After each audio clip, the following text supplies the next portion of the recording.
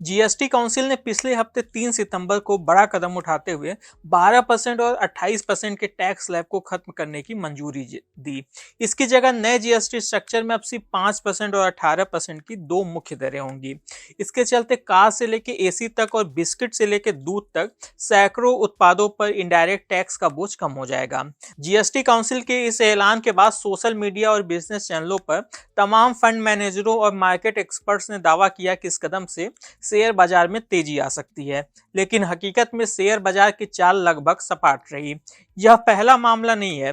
इस पूरे साल शेयर बाजार ने लगातार ऐसी अच्छी खबरों को नजरअंदाज किया है, फिर चाहे वो आरबीआई की ओर से ब्याज दरों में कटौती का मामला हो या फिर देश की जीडीपी आंकड़े के सभी अनुमानों को पीछे छोड़ते हुए 7.8% तक पहुंचने की खबर हो। इसके अलावा सरकार ने इस वित्त वर्ष में इनकम टैक्स में भी छूट को बढ़ाकर 12 लाख कर दिया है। ऐसे में सवाल यह बनता है कि आखिर इन अच्छे खबरों के बावजूद शेयर बाजार में उछाल क्यों नहीं आ रही है? मार्केट क्यों एक सीमित दायरे में ठहरा हुआ है? आइए इसे 5 कारणों से समझते हैं।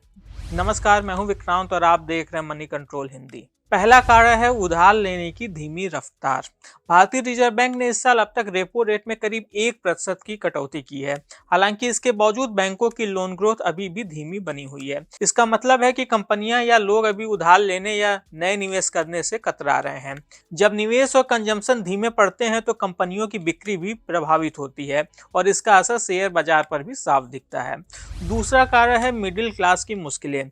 हाल ही में कुछ ऐसे आंकड़े आए हैं जो बताते हैं कि शहरों में मध्यम वर्गीय परिवार आर्थिक दबाव महसूस कर रहा है। क्रेडिट कार्ड बकाया जुलाई महीने के दौरान सिर्फ 5.6% बढ़ा, जो कि पिछले 11 सालों की सबसे धीमी ग्रोथ है। इतना ही नहीं, लोग बड़ी संख्या में सोने के गहनों के बदले लोन ले रहे हैं।